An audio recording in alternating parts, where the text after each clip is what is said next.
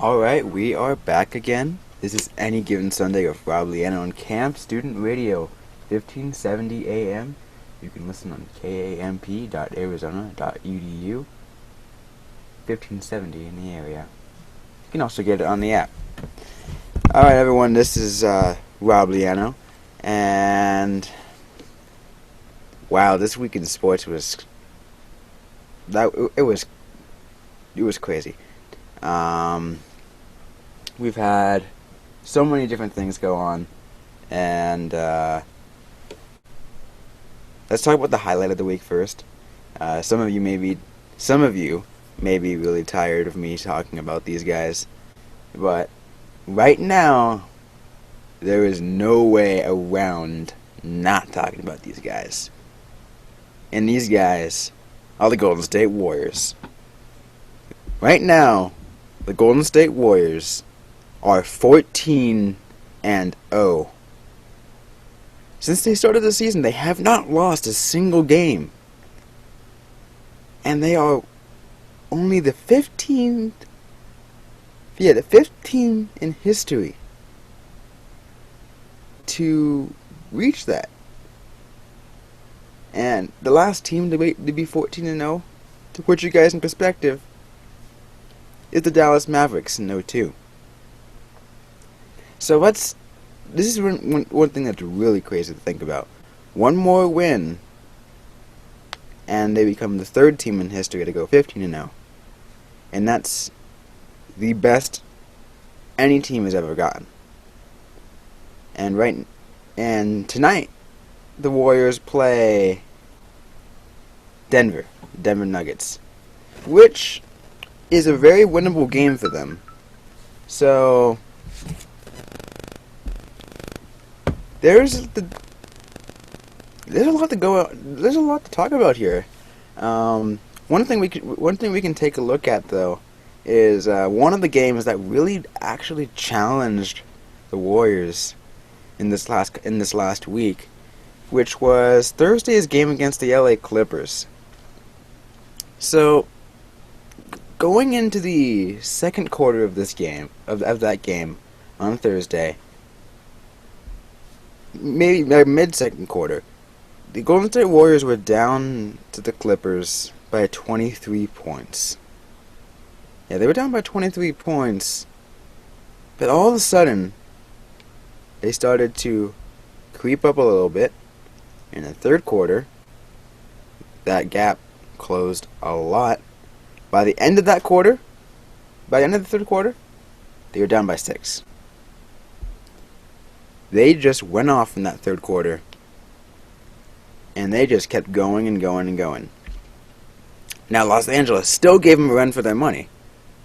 That it was pretty competitive until the last 5 minutes of the game. And that's when the Warriors took off. And they were just unstoppable.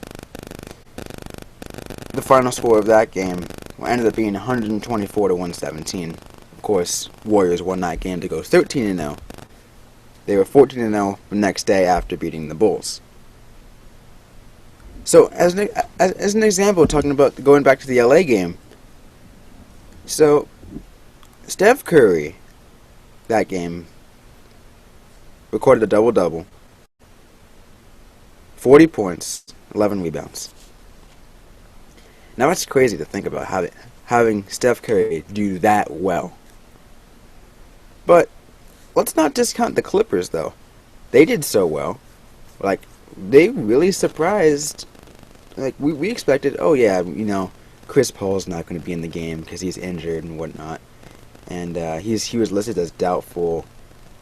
He wasn't even listed as game time decision. He was listed as doubtful. And guess who we saw on the court on that Thursday? It was Chris Paul. And Chris Paul made a huge return to the Clippers from that injury and put up 33 points on the board. That's crazy. So, now, let's look at now. The Warriors are one win away from tying the all-time best start. They play Denver tonight. Like we said, like I said earlier, that's a pretty winnable game. I mean, I don't want to jinx anything, but the Denver Nuggets have not really they've not really been a team in which people want to, or a team in which they've been winning that much. I mean, they win, but you know, they're a give and take team. You know, it's here and there. So they win tonight. They become the third team in history to reach the 15-0. The others being 1993 Houston Rockets and the 1948 Washington Capitals. But let's think more than just that.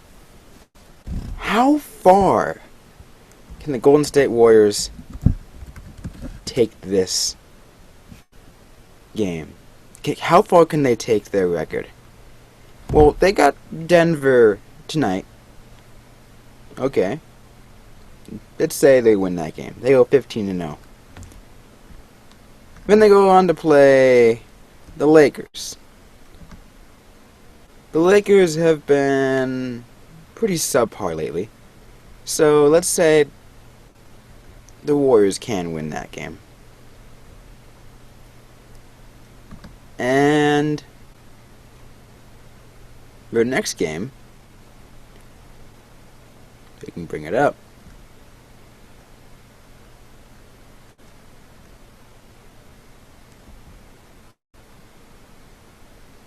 Alright, the next game they play Phoenix. At Phoenix. You know, that one might be a little bit hard to tell, but I'll say, you know, the Warriors can win that game. So let's say that's 17. The Kings, that's a winnable game. 18. The Jazz, winnable. 19. The Hornets, winnable. 20. The Raptors, now that would be a difficult one because the Raptors actually challenged Golden State last time they played, and this one's in Toronto, so I could say that might be where they take the L. But who knows? They can go further than that. Looking at their schedule, it looks like the Warriors can keep going through these rounds of teams and keep winning. It's going to be a crazy year for the Warriors. And I don't even know where to go with that. And that's the thing, is like, we have this super solid team, and they're backed by one of the greatest players that any of us have ever seen play on this court, Steph Curry. Now, I told you on Thursday he had the double-double, 44 points, 11 rebounds. But in the entire season, he's averaging 33.6 points per game, averaging 51% shooting from the field, 44% from behind the three-point line, and 94% from the free-throw line. My God! And if you guys watch the game against the Bulls, he was running circles around Paul Gasol. So this guy, not only does he shoot really well, as we see in these statistics, but he can really handle the ball really well. Steph Curry is arguably the best player in the NBA right now, and there's not much else to say about that. But it seems, though, that there is a few guys who may not be too thrilled with how well the Golden State Warriors are doing right now. One of those is a former member of the 1995 Chicago Bulls, Dennis Rodman. Now, Dennis Rodman made when he was asked about whether or not he's impressed about the Warriors, because they were making comparisons of this year's Warriors to the 95 Bulls, and Rodman pretty much told the media, "I'm not impressed with this team if they go 72-0. Heck, I'm not even impressed if they go 81-1. We did it first." Now, there's, first of all, a few things wrong with that. So, the thing about what Dennis Rodman said, not impressed if they go 72-10 or 81-1. We did it first. Now, the order of that is a little off. So, essentially, what it sounds like he's saying is that in going, he's not impressed if they go 81-1 because they did it first. No, they went 72-10. They did that first. We know, that we do know. They went 72-10 first. So if they go better than that, then they're technically the first to go better than 72-10. The Warriors are. Now, the other thing about Dennis Rodman is saying the whole "we did it first" thing is that doing something first doesn't necessarily mean you're a better team. Nah, that's how it's always been. I mean, it's someone may have been the first team to win the Super Bowl, but if you go further on down the line, look at NFL teams now. Things change. Dennis Rodman, things in the league change.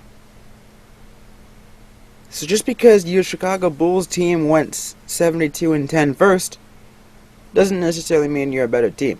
Now, granted, this 1995 Chicago Bulls was a solid team. This team had Michael Jordan. Dennis Rodman was part of it. Steve Kerr. We got Pippen. This team, that Chicago Bulls team was the one that went. That they three-peated.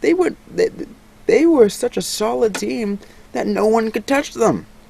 So I'm not discounting how bad or good that Bulls team was.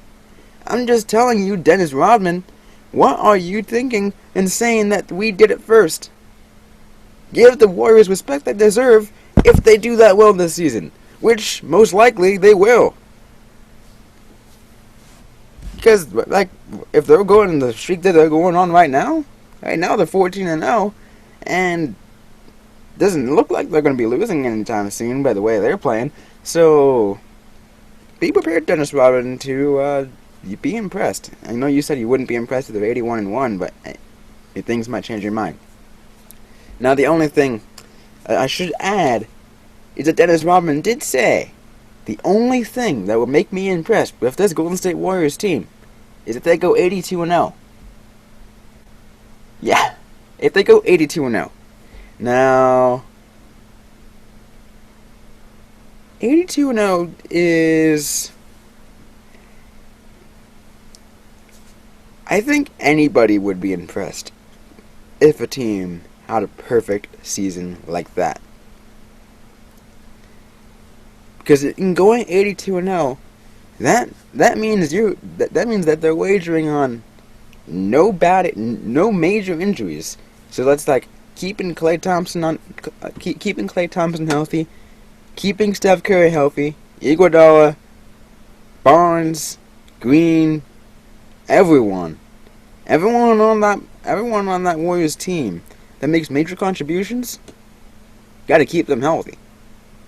And that's a really hard thing to do because, injuries can spur up here and there. You have no idea where they're going to come from. So, and of course, there's the days in which some players just go cold and they just can't play. That happens too. So, that's So an 82-0 season, I would say, is virtually impossible. That's why Dennis Rodman says he'd be impressed with that. Of course, anybody would be. Heck, I would say I would be even impressed if they go 81-1 or 80-2. As long as they do better than even 72-10, that's really impressive. But if they do better than 72-10, that is really impressive. 72-10 that's putting win streaks after win streak, and you're just gonna keep winning games. And so, Dennis Rodman, accept that the Warriors are doing well. Don't play your jealous factor, as I would say, in saying we did it first, because and saying you will only be impressed if they go 82-0, because if they go 72-10, okay, I'll give it to you. You never, even with your team, maybe your team is still better. But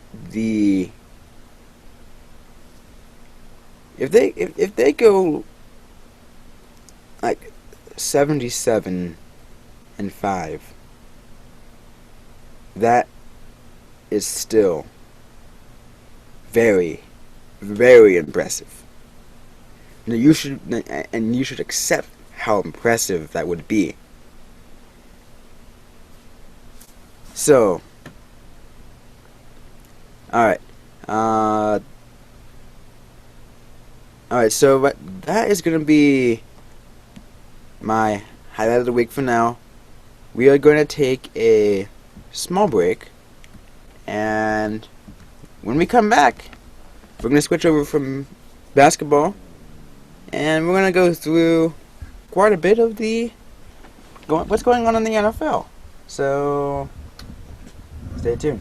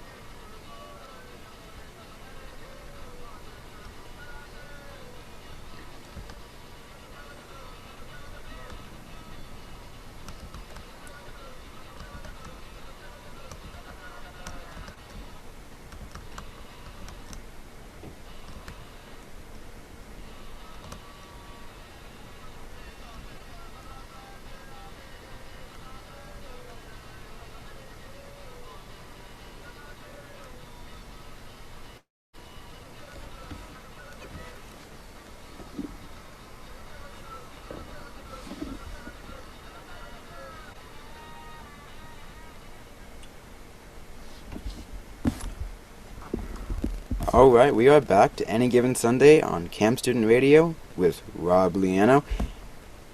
So, let's talk National Football League. Now, one of the major things going on in the NFL, we're talking about Peyton Manning here. Now, last week, Peyton Manning, first of all, we already knew that Peyton Manning was having some difficult times throughout this season, but he was still winning games, and he kept winning games up until after his game against Green Bay. And after that, they just started to lose.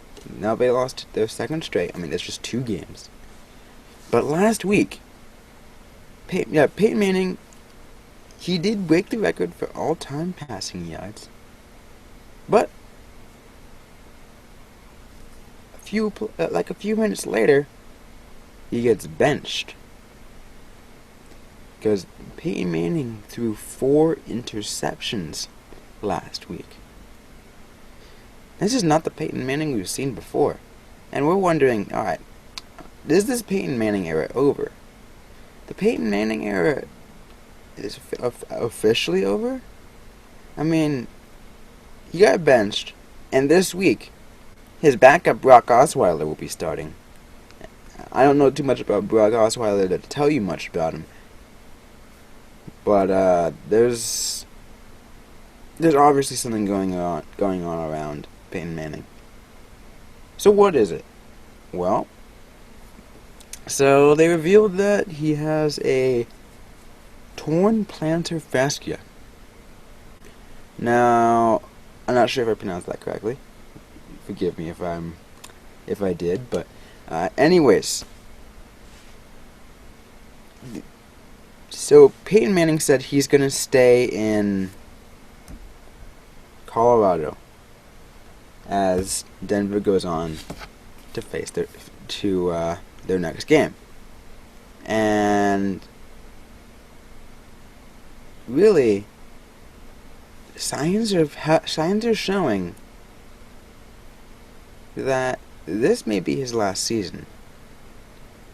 You know, he's never really been playing that well this season as a whole, and for him to finally get benched on it, you know, that says something about what the Broncos are looking at, what Peyton Manning is doing, and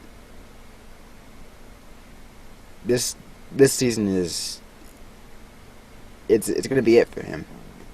And you know, it's sad to see that, but you know, because he was such a great quarterback. You know, even in the last couple of years, he still played really well. He was still a fantastic quarterback. He was exciting to watch. And then all of a sudden, he just goes in a downward slope. Now, keep in mind here, Peyton Manning he's 39 years old. And a quarterback doesn't go that long in the NFL unless you're Brett Favre. And that says something right there. So Peyton Manning should retire from his position as quarterback before things go deeply wrong. And by deeply wrong, I mean they turn into how Brett Favre actually ended up being when he went over 40. Don't reach 40, Peyton Manning. Leave the NFL while you still have some dignity in you, because you're still going to be looked at as a fantastic quarterback. Brett Favre still is, don't get me wrong, but just have some dignity. Anyways, we're gonna move on from Peyton Manning. There's not much else to say about him, so let's move on. So, the Green Bay Packers. We're going to move on to them. They just lost 3 in a row. They started 6-0. Now they lost their 3 consecutive. And those 3 being Denver. Okay. You know, Denver's a solid team. We talked about Peyton Manning there. And, you know, they're still a pretty solid team. So let's say that was a pretty valid loss. They lost to Carolina. Well, Carolina's still undefeated, so that's a pretty valid. And Carolina's a solid team. And then, the last one. This is where things get weird. They lost to Detroit. First time since 1991. Eddie Lacy was benched.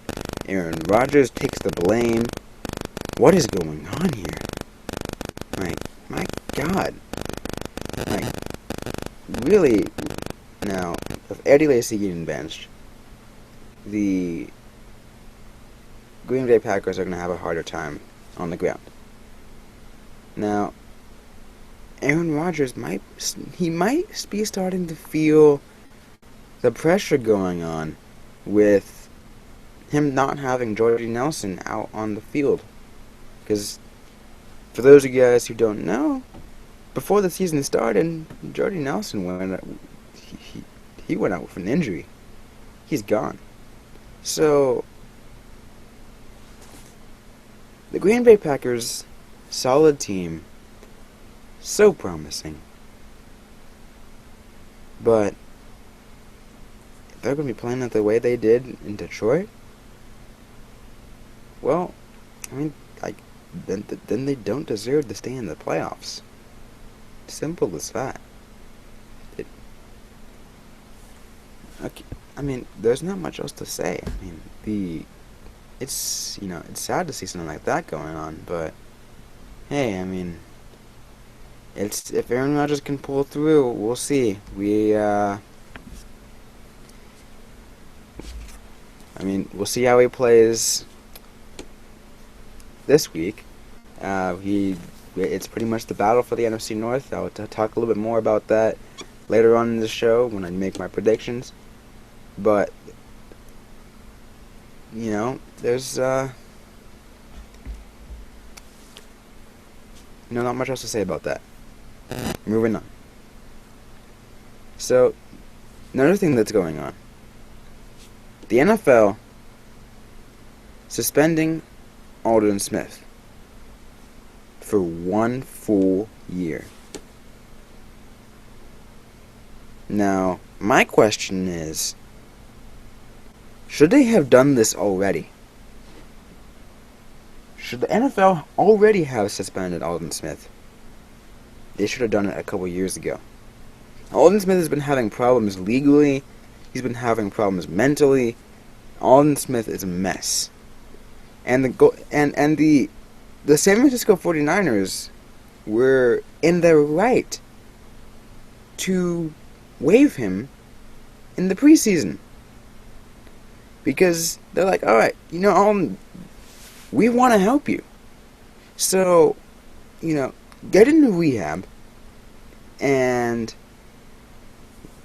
fix things up with your life. We want to help you the full way.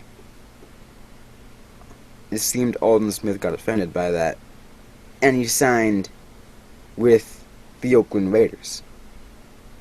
Alright. Aldon Smith still had problems. Just because he signed with another team doesn't mean all those problems went away. He still had those problems. And he took he took those problems with him to the Raiders. He kept getting arrested, DUI charges, drug charges, all of this kind of stuff. And now now NFL suspends him. They should have done this earlier. They should have done it once he's. Although they should have done it a couple years ago, in general. Really, is they should have done it.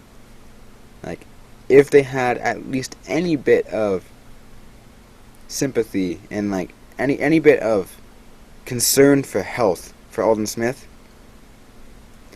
then they should have done it when he signed with the Raiders. Now, here's one of the conditions that the NFL put upon Aldon Smith's sanction and suspension. The Raiders, anybody from the Raiders, the coaching staff, the front office, whatnot, they cannot have any bit of communication with Aldon Smith until that suspension is over. Now, was that the right thing to do? Should the NFL have said, no, you can't talk to anybody? I don't think so. I think if it had to do with anything practice related or, play style related or whatnot, then yeah, okay. Don't talk about that. You can't talk about that. You're not allowed to. But if the matter of communication has to deal with concern for his own health, talk about him. Try to talk to him. Get him through this, alcoholism, his, these drug addictions, all these things that he's doing. If in any way anybody can provide help for him, that says a lot. And for people from the Oakland Raiders are definitely, they're going to want to talk to him. They're definitely going to want to make sure he's okay. Because if they can't have any communication with him, how do they know whether or not he's doing okay? That's the problem. So, NFL, you shouldn't have done that. You should have put some level of okayness on communication, because just straight up cutting off all communication between them, you just can't do that. That's just wrong. I don't agree with that at all. Anyways, let's move on a little bit. Let's talk about the rivalry battle that's going to be going on later today in the Pacific Northwest. Now, that's the San Francisco 49ers against the Seattle Seahawks. The San Francisco 49ers are going to be starting Blaine Gabbert. And yesterday, there was, before we go on to talk about the game, the Niners placed Colin Kaepernick on the injured reserve. Is this officially the end of the Colin Kaepernick era? For the 49ers, at least? Now, the reports are saying that Kaepernick voluntarily took a season-ending surgery on his non-throwing shoulder. Apparently, that was bothering him too much. This doesn't make sense. That doesn't sound like Colin Kaepernick to me. Kaepernick he's the guy that's, I wouldn't say confident, more and more arrogant sense is he says, no, I'm fine. I'm gonna keep going. He admits when he makes the mistakes, but for the most part, he's got that arrogance level on him, and the fact that he voluntarily had season-ending surgery on his non-throwing shoulder, this just does not play out. I'm not putting the pieces together here. Now, some of the things that's got me thinking is whether or not the San Francisco 49ers front office, Jed York and Trent Baalke, are trying to push Kaepernick out the same way they did to Harbaugh. The way where they make it seem like it was mutual, or seem like it was more the player or coach's side say, all right, yeah, time to go. Time to rethink like my career, and because Colin Kaepernick was supposed to be a few years ago.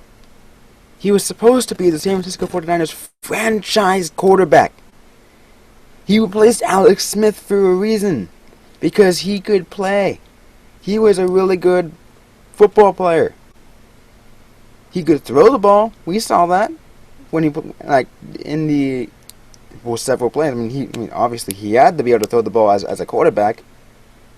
And my God, he can run the ball. He would be able to run the ball all the time. So, Colin Kaepernick being placed in the injured reserve for the rest of the season with his voluntary surgery. I'm saying the 49ers are going to be trying to trade him this season. They're going to try to trade him when they can.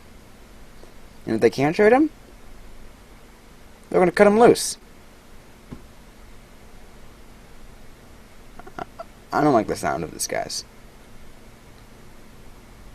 Yes, I'm a 49ers fan. And yes, I did believe in Kaepernick. I believe all this thing is not his fault. I talked about that a few weeks ago.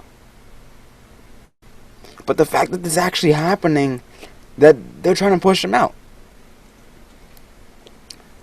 Jed York and Trent Baalke decided, okay, we're tired with them now.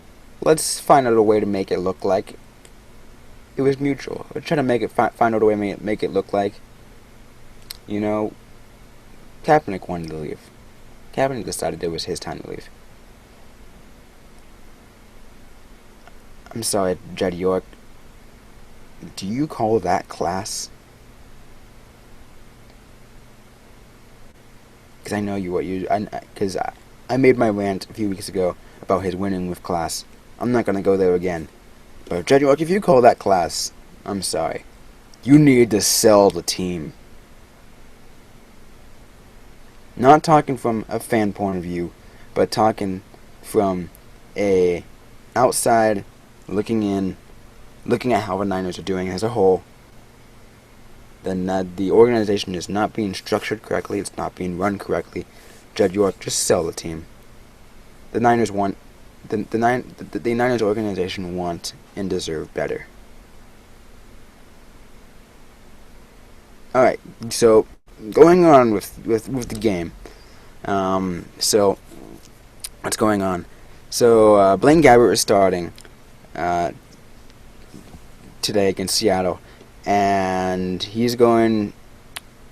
So what we got to see here is that he had 2 touchdowns 2 weeks ago over Atlanta. Now there's nothing last week because they were on a bye week, and that's when they started to decide, all right, who's better, Colin Kaepernick or Blaine Gabbert? They went through practices together, and now actually, yeah, let me talk about that for a little bit, even more about Colin Kaepernick. He was practicing. No problems at all. He was active in practice all the way up, and then all of a sudden, injured reserve. That makes no sense. That's seriously something wrong there. Anyways, so we playing Gabbert, and it was 2 touchdowns. And it was over Atlanta. It was, he had a pretty good performance, and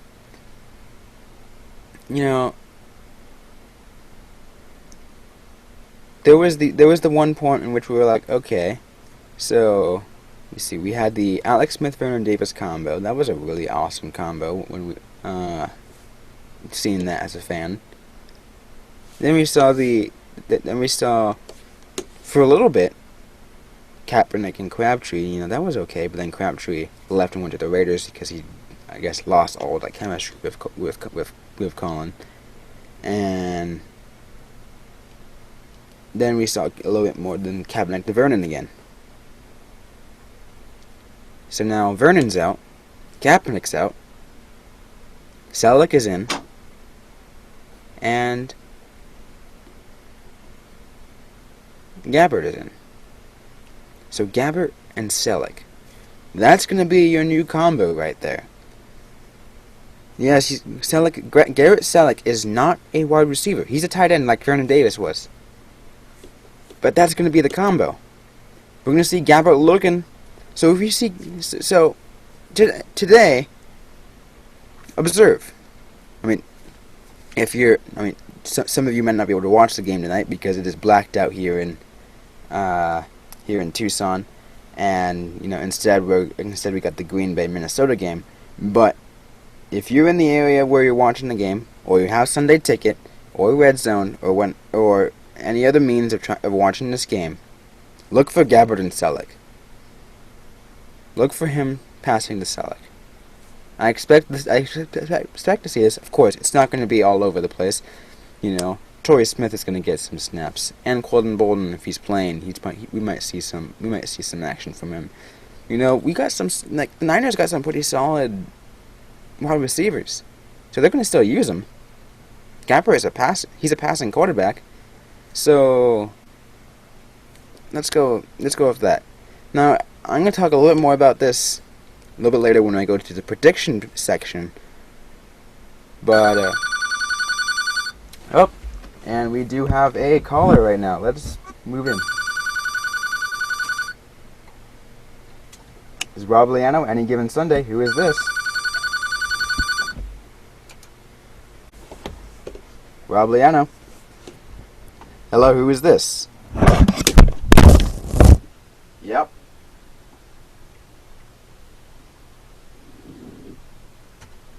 I'm sorry, guys. That was,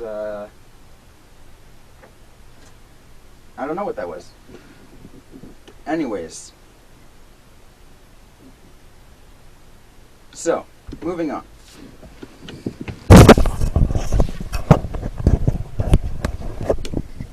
So, the next thing to talk about, let's see. Okay, so we got two unbeaten teams left. We got Carolina and New England. That's all that's left.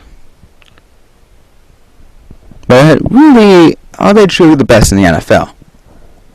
What are the chances of these teams representing their conferences in Super Bowl 50 this year?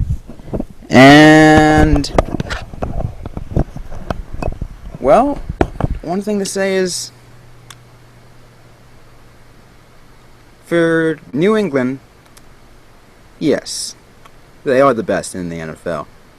And yes, Tom Brady is probably one of the greatest quarterbacks in the history of the game. Maybe arguably the best. And you compare that to Carolina, Cam Newton, his statistics were not... He doesn't seem like a elite quarterback. And to see him play and the rest of the Panthers play, and they're still undefeated? My God, I would have expected them to lose a while ago. So, I'm saying, Carolina's schedule, I'm not putting them down in any way, but Carolina's schedule has been so much easier than New England's. But also to say that New England as a whole is we see so much of a better team. With Tom Brady, Rob Gronkowski. Those two players as a whole, that itself will give you a solid team. They've still got the other players. Edelman, he's injured now, so we don't know when he's going to come back. And then there's Amendola's going to be replacing him, and yeah, it's going to be really interesting to see this all play out. And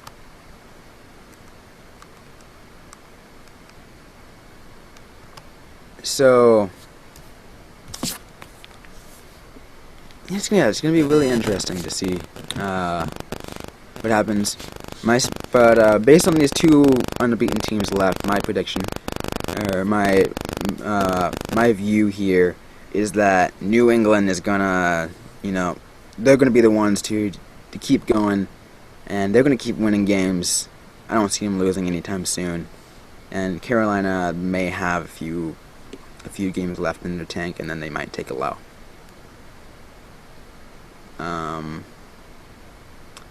Well, that's that. And my last, news topic before I move on to my predictions. We got one thing really special going on here. Tony Romo is finally returning to action. He got injured several weeks back. Broken collarbone. Went on the injured reserve. And now he's back. So,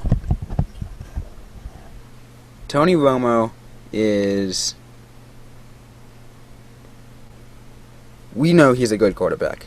We saw him. Some might argue otherwise. But he is a good quarterback. We saw that last year. And the question is here. Can he save the Cowboys' doomed season? Can they win the NFC East? I'm gonna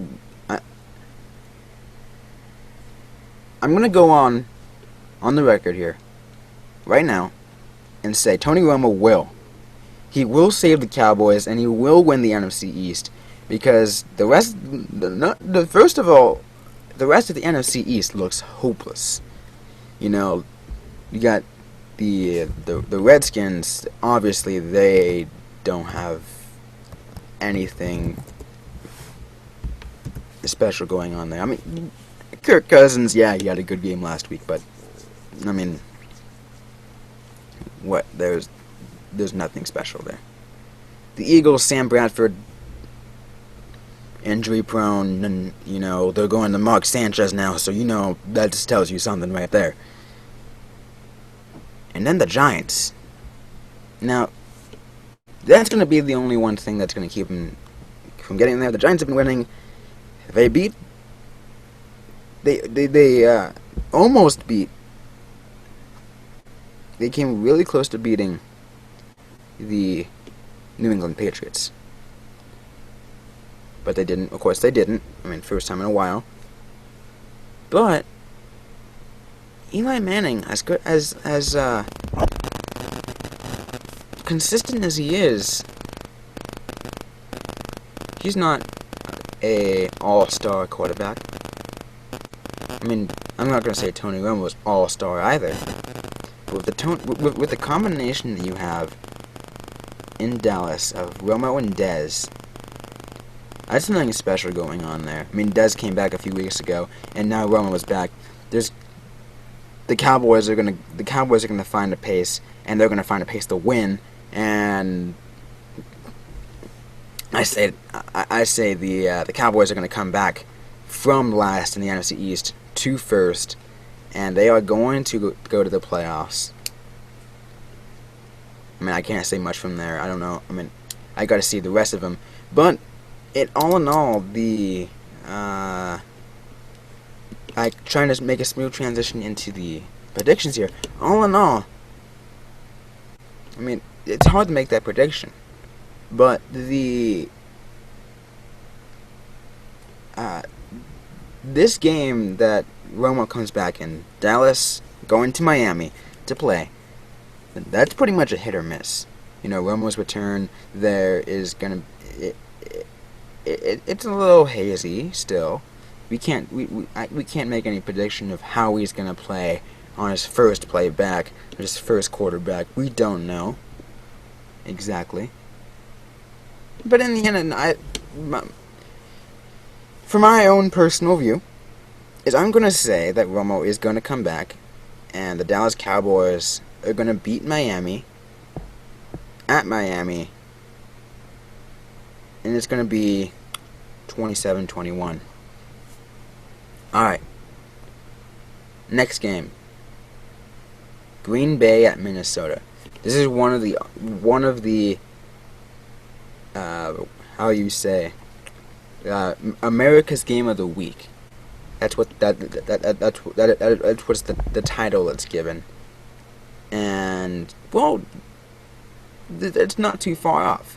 You know, like you have like 70% of the U.S. is watching this game, minus the California and the Pacific Northwest, because they've got another game, and you know, like, what do you know what that game is? And so, yeah, we got that Green Bay in Minnesota. This is the big game, the battle for the NFC North. I talked about Green Bay and how, you know, how poorly they've been playing. They lost to the Lions. Aaron Rodgers is taking the blame, and they lost their title of the number one in the NFC North to Minnesota. Minnesota now has that title. And if Aaron Rodgers can come back, then there will be a tie in the NFC North for the top. And not only will there be a tie, the Packers get that tiebreaker because of head-to-head against the Vikings. So, this is why we call it the battle for the NFC North. Because, obviously, the Lions and the Bears have no chance of reaching this top. We have no idea what's going to go on there, but I don't see anything. But that's what makes this game special. You know, it's at Minnesota, so expect the Vikings fans to go crazy. You know, they've got this number one in the NFC North. They've got that to hold against. They said we have it right in our clutch, and we are gonna keep it. We're gonna try to keep it as much as we can, and they're gonna be loud. The Vikings fans are just gonna be so loud, because this not only is it just battle of the NFC North, this is a really good. I mean, this. We already know a lot about this.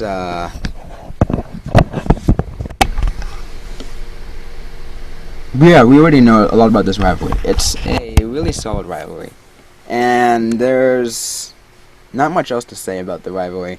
You know, it's one of the most well-known rivalries in the NFL, and that's what makes this game crazy. It's one of the most well-known rivalries. The battle for the NFC North. It's gonna be gonna be almost like a fist fight. With them, who knows if there's actually gonna be an actual fight? But it's just gonna go. You know, who swings first? Who's gonna get that first touchdown?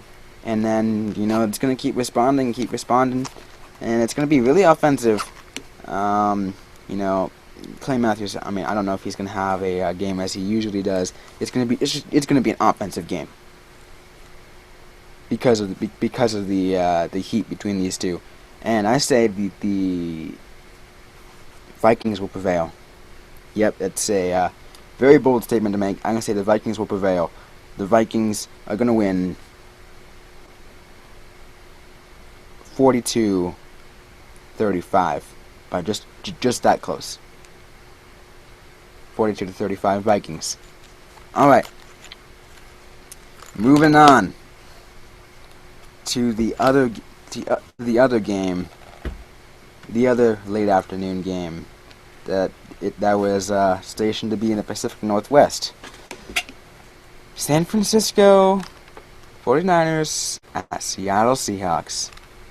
Now, well, what can I say? The Seattle right now they're on a 2-game homestand losing streak. First of all, they lost at home already. first time since 2011. That was like when that was the last time the Niners won. Yeah. So the Niners were the last time to beat Seattle at home, I believe. Back in 2011. And no team's done it since until a couple weeks ago, and now they're on that 2-game homestand losing streak. And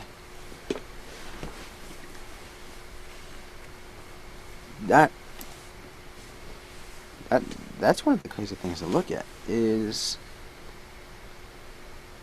can the Niners pull that off? Can they pull a win in the midst of Seattle's homestand losing streak? Can they give them their 3rd straight home loss? Can Blaine Gabbert do something that Kaepernick has not been able to do his entire career? That's, I mean, and some people went out to Seattle. They talked to Pete Carroll, and they asked him, Pete, what do you think about Blaine Gabbert, the Niners' new starting quarterback?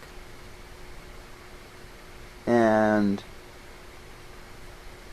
Pete Carroll went out to say that he's got great respect for this quarterback. He says he plays, like he knows how to play the game, he plays with confidence, and expect to see a pretty good game. And I agree with that. I expect to see a pretty good game here between San Francisco and Seattle. Because Seattle has not been playing too well either. So it's going to be it's going to be a good game. But I say one of the factors coming into this game is this is Navarro's first game against Seattle since his injury in the NFC Championship when he played Seattle. So Navarro Bowman is very bitter against Seattle right now. Because the fans they treated him like dirt. When he went off, when he was carted off the field, normally, we see, the fans will clap for the player, say, get healthy. But they cheered for his injury. In the way that saying, in the way of mocking him. Navarro Bowman hated that. He was very verbal about that. Especially coming into this week. He's got that grudge there. And he's going to use that grudge for energy. And Navarro Bowman is going to win this game with the Niners and Blaine Gabbert. And I say San Francisco is going to pull off the win. It's going to be pretty low scoring. And I say Niners 13, Seattle 7. That's my prediction right there. And, alright. We're going a little bit over right now. Let's go for one more prediction, and we're going to move on, and then, yeah, we'll see what, and then we'll close up. So, the last one we got going on is Denver at Chicago. Can Brock Osweiler lead the Broncos to victory over this subpar Chicago team? I'm just going to make a quick prediction out there. I'm going to say, regardless of what quarterback you got there in Denver, although Denver really did, have it handed to them against Kansas City last week when Peyton Manning went out, most of that game was from his interceptions. So I say Osweiler's going to come back. It's his first start for Denver, and I say that Denver is going to pull out the victory because their offense is still pretty solid as a whole. and Denver's gonna win 21-14. All right, those are my predictions for the 4 highlighted games of the week. And be sure to tune in next week. Yeah, well, not next week. Be sure to tune in to the next show on December 6th. So next time this show comes on, it will be December. And my God, by then there'll be so much more. There'll be so much to talk about. Who knows how well the Warriors will still be doing by then? You know, there'll be a lot more to talk about in the NFL. You know, things could have changed. There could be more injuries. Who knows what's going to happen? Alright, guys, this is Any Given Sunday with Rob Leano on Camp Student Radio, 1570 AM. Have a good day.